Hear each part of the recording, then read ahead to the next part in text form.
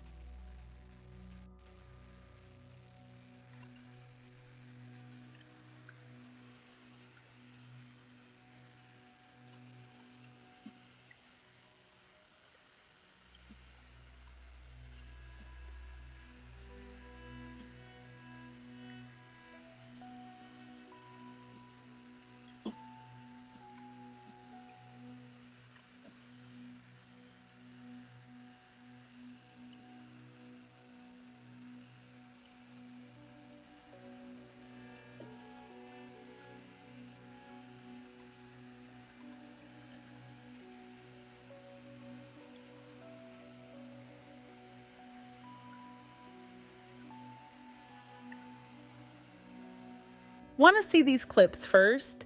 Subscribe to my YouTube channel for early access before they hit TikTok.